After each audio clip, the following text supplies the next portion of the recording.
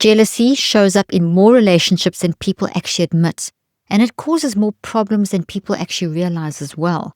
Research consistently shows that over 75% of adults experience jealousy in their closest relationship, and close to half of them keep it to themselves. When jealousy isn't addressed, it tends to show up as tension, distance, arguments that seem unrelated to the real issue. Relationship studies show that jealousy is one of the most common sources of recurring conflict. Small, repeated friction. People report higher stress, more second guess, and increased comparison behavior when jealousy goes unchecked. Neuroscience research also shows that jealousy activates the brain's threat response circuitry, and that's the same network that responds when something feels unsafe. This activation can increase cortisol and make thinking clearly more difficult. Today, we are going to walk through a 3-step method that helps you handle jealousy in a clear, grounded, and constructive way. These steps are based on current behavioral science, real communication strategies, and mind management principles. And this isn't about controlling emotions or suppressing them. It is about understanding what's happening underneath the reaction and responding in a way that protects both you and the relationship. So let's get started. If you are here listening to a conversation about jealousy, you are already doing what most people avoid. You are choosing self-awareness over reaction. You are choosing honesty over pretending. You are choosing growth over being defensive. All right, let's get back into the episode. Jealousy gets treated like a character flaw, but the research doesn't support that idea. Studies show it often shows up when past relationship experiences, present uncertainty, and limited information intersect. Those conditions activate the brain's threat response network, which can make situations feel so much bigger or riskier than they actually are. So let me call this out directly. A delayed reply, a change of tone, or an unclear comment can feel uncomfortable even when nothing concerning is happening. And that reaction is linked to how the conscious mind's prediction system processes uncertainty, especially if past relationship experiences involved inconsistency or moments that were difficult to actually understand and make sense of. The behavioral data actually shows that people who have lived through relational instability react much more intensely to unclear situations, even if their current relationship is stable. These reactions aren't about the person in front of them. They're very often based on the cues that resemble older experiences. And if only the conscious mind is engaged, the interpretation happens quickly and reactively before the rational problem-solving skills of the non-conscious mind are fully engaged.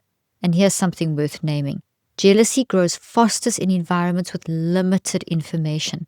When details feel unclear, the prediction system tends to generate possibilities that lean in a negative direction. And this isn't intentional.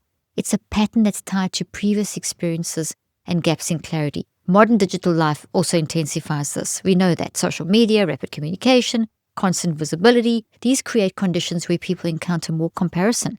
And then these comparisons are like triggers, and then their cognitive systems can't manage this. Research on comparison behavior actually shows that increased exposure to curated content will raise perceived relational threat, so threatened relationships, significantly, even when the actual relationship is strong. So it helps to stay grounded in concrete mechanisms.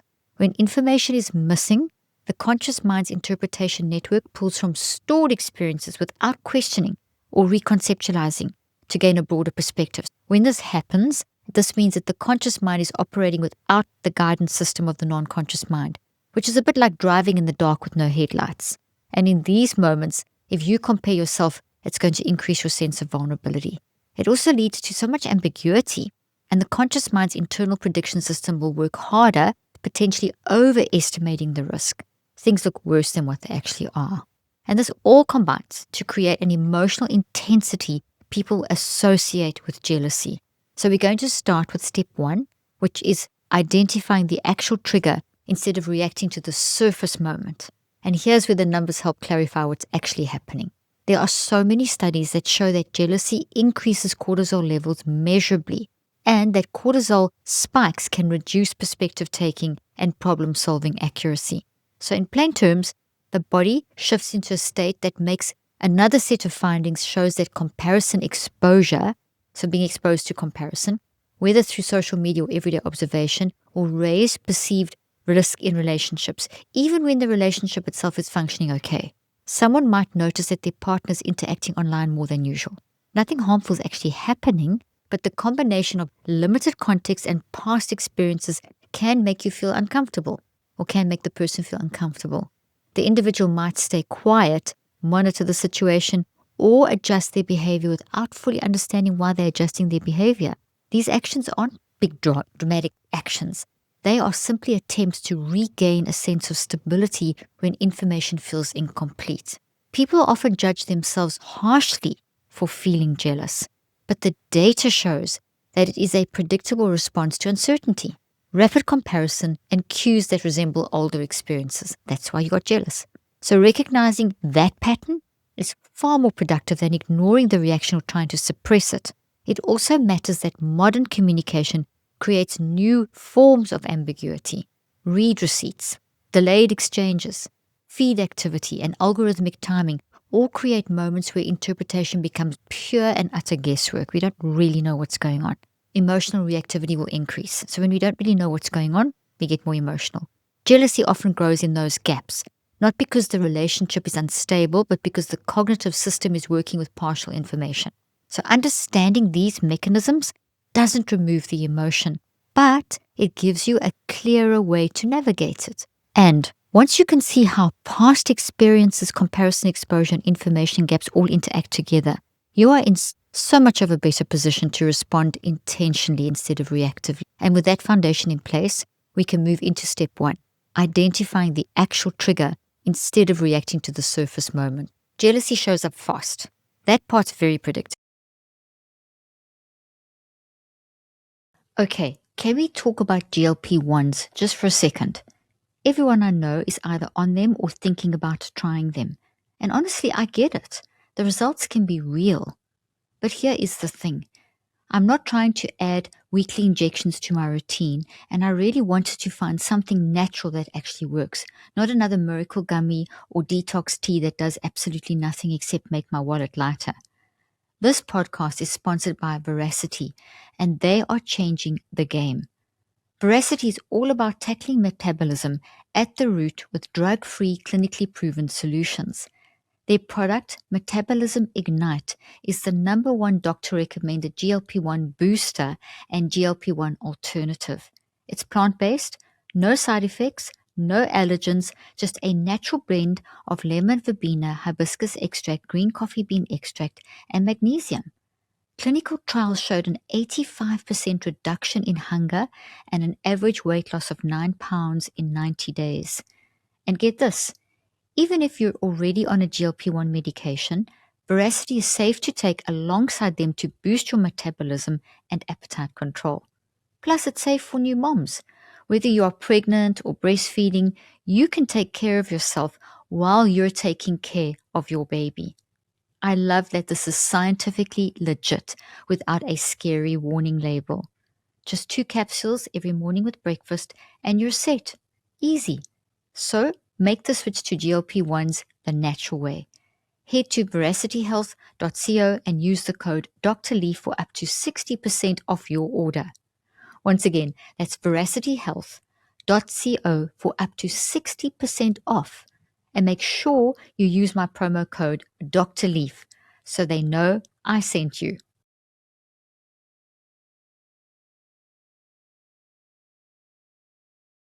In my work studying the mind, I have learned that our mind-brain-body connections are wired to protect us, which also means that they are wired to fill us with doubt. When I first started sharing neuroscience and mental wellness beyond the clinical world, those what ifs were deafening. What if people don't understand? What if I can't reach the people who need this most?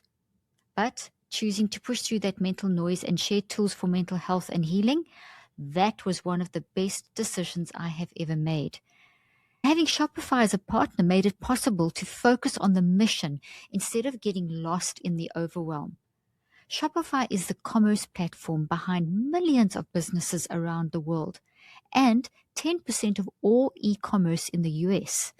From household names to brands just getting started, including mental health educators and wellness practitioners who are changing lives every single day. With hundreds of ready-to-use templates, Shopify helps you build a beautiful online store that matches your brand style. Your healing message looks as professional as it is powerful. Shopify helps you find your customers with easy-to-run email and social media campaigns. Plus, they offer award-winning 24/7 customer support when you need it. It's time to turn those what ifs into sales with Shopify today. Sign up for your $1 per month trial today at shopify.com/leaf. Go to shopify.com/leaf. The reaction doesn't come from the moment you're looking at, it comes from whatever that moment activated. And if you can't identify what set it off, the rest of the work becomes pure guesswork. So here's the part that most people miss. Research on rapid emotional processing shows that the nervous system responds to certain cues almost immediately. That response is fast because it's tied to older thought patterns with similar memories, not because the moment is actually so dramatic. Let me ground this in something concrete. Imagine you see your partner laughing at a message. The reaction arrives quickly, but the actual trigger might be something else. A week where communication felt uneven, or a past relationship where humor signaled closeness with someone else, or maybe a recent period where you felt overlooked. The moment on your screen didn't create the reaction, it revealed it. The part that intensifies jealousy isn't the event, it's the guess you make when you don't know what's actually being activated. The guess that you make. Behavioral research is so clear. When people can name the factor behind the reaction, emotional intensity, you don't need to analyze the feeling. You just need to be accurate about what set it off. You found the because of, and this puts you back in control. And here's how you keep this grounded in real time. When the reaction hits, walk back through the moment slowly. What happened right before the shift? What else has been going on lately? And does this moment resemble something from your past that still influences how you read the situation or similar situations? The goal here isn't to solve anything. The goal is to get the reaction labeled correctly. And once you can identify the trigger, you are not reacting to a story. You're responding to the information that it reveals. That revelation is really powerful. That's the value of step 1. And with that foundation, step 2 becomes so much easier, separating what you felt from what the situation actually shows. So step 2 is going to help you pull the reaction apart so that you can see what's actually happening. Jealousy feels convincing in the moment, very convincing, but the strength of feeling doesn't guarantee the accuracy of the interpretation. The emotional response and the information in front of you land at different times. And if you don't separate them, the reaction can turn into conclusions that create avoidable conflict. So let me call something out directly here. The emotional spike shows up before the context does. So you feel the emotion, but you don't have the context. And that timing gap is where the misinterpretations take hold. Quite literally, because the conscious mind bypasses the advice to question from the non-conscious mind. Behavioral research shows that when people feel stressed or disconnected, they are more likely to interpret unclear signals negatively. Jealousy falls right into that pattern, bang in the middle of it. The feeling arrives first, and without standing back to question, the prediction system will start generating possibilities without enough information to support them. Suppose your partner responds later than usual. The reaction appears immediately. The facts arrive later. The reaction might say something feels off. The available information might show they were busy, driving, or focusing on something else. When the reaction gets mixed with incomplete context, the interpretation feels justified, even though it isn't complete. The intensity of the feeling doesn't confirm the meaning of the moment. It only confirms that the emotional response was fast and activated a huge biochemical response in the brain and body. Studies on mistaken assumptions show that people attribute negative intent more frequently when clarity is low. So when things are not clear, negative assumptions are made more easily. And that doesn't mean anything harmful is actually happening. It means the emotional response system is reacting to uncertainty. So when you separate what you feel from what the situation actually shows, you create enough space to see the moment clearly instead of filling in the gaps with worst-case scenarios and assumptions. Imagine seeing your partner interact with someone who appears confident or interesting. The reaction might be sharp, but the information is limited. You don't know the context. You don't know the meaning of the interaction. You don't know whether it matters at all. the situation can escalate internally long before you verify what's real. Here's how you can apply this in real time. When the reaction shows up, acknowledge the physical response first. I'm tense, I'm uncomfortable, or something shifted. Then, state the observable information without adding interpretation. This keeps the reaction grounded. It also prevents the emotional response from becoming the explanation. So separating the two gives you a clearer foundation, enabling you to stand back and evaluate.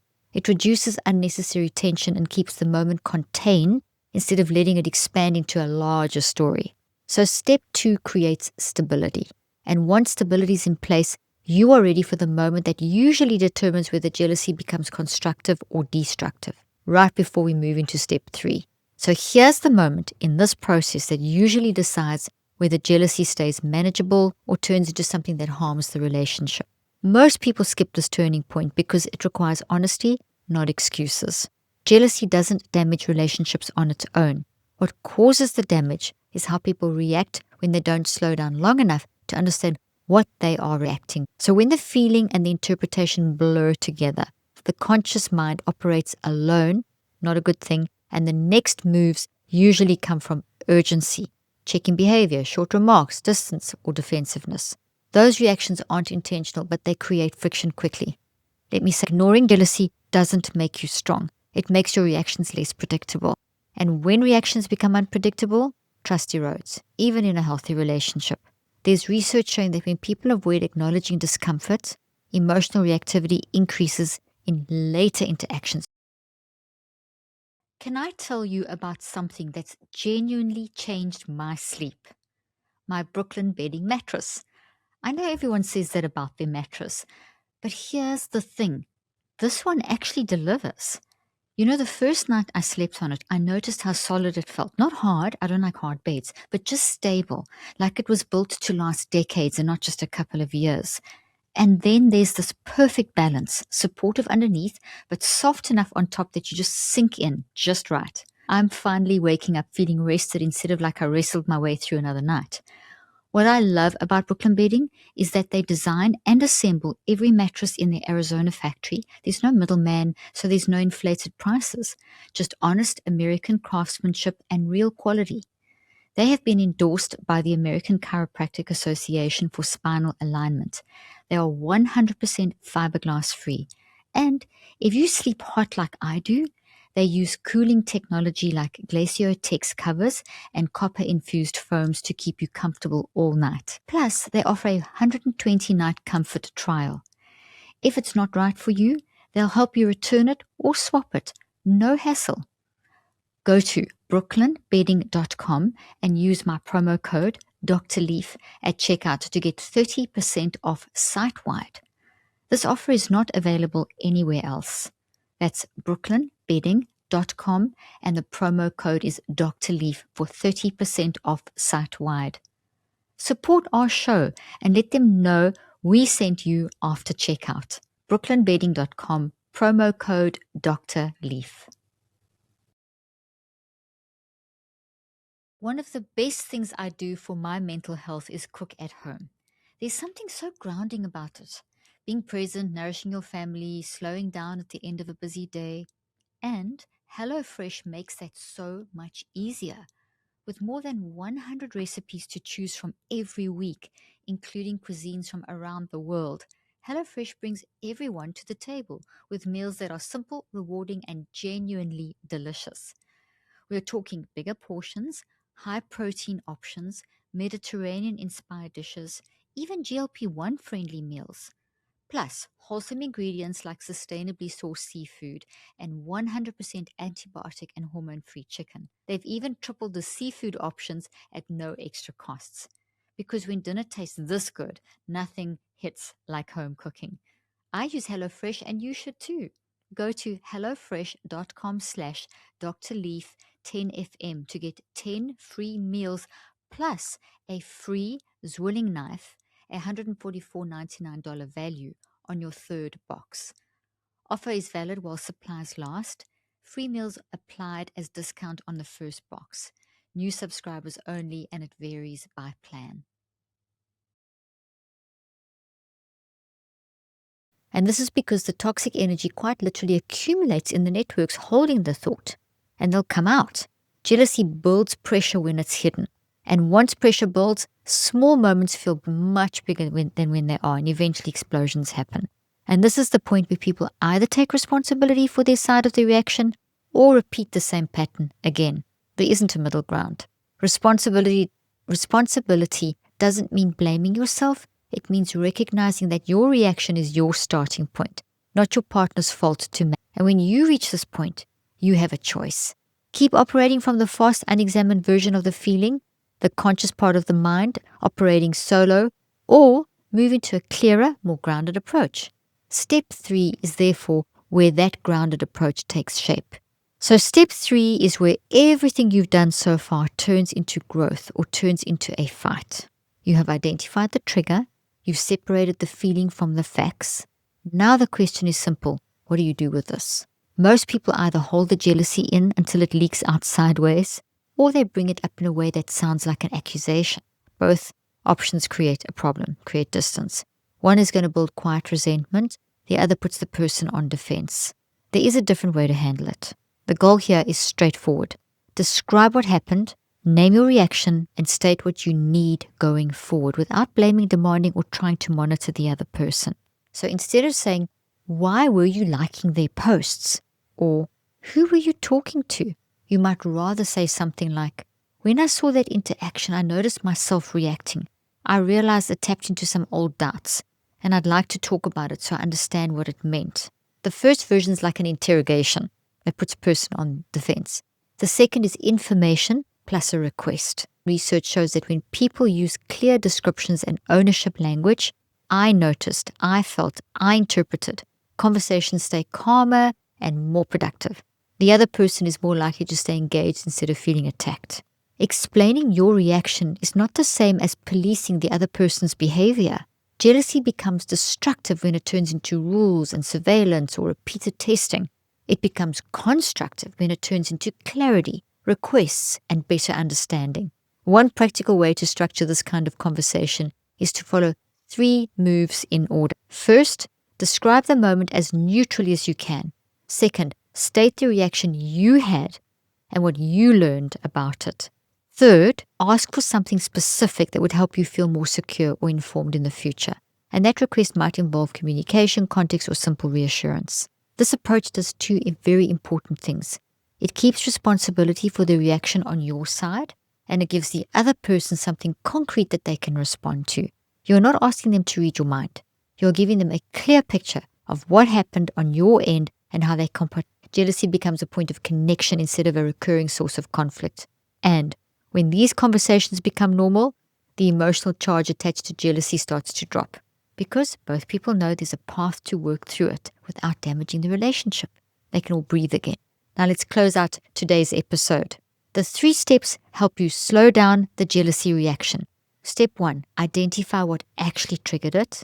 Step 2, separate your feelings from the facts. And step 3, communicate your experience without blame. This is going to turn jealousy from a reactive spiral into a constructive conversation. Jealousy, unfortunately, has a way of making people feel ashamed, defensive, or alone. But the truth is far simpler. It's a signal, not a character flaw. It shows up when something feels uncertain, when the past presses into the present, or when a moment hits a sensitive spot you didn't realize was still there. If this episode brought clarity to anything you've been carrying, let that land for a moment. Most people don't give themselves the chance to understand what jealousy is actually telling them. They just push it down, hide it, or pretend it's not there. You have faced it directly with me today, and that matters. And here's the part worth keeping with you. Jealousy becomes destructive when it stays unspoken and unexamined. It becomes constructive when you understand where it's coming from and communicate it clearly. That shift from reacting to understanding is what protects the relationship instead of harming it. And if you felt yourself recognizing patterns today, it means you are already moving into a different phase of emotional maturity.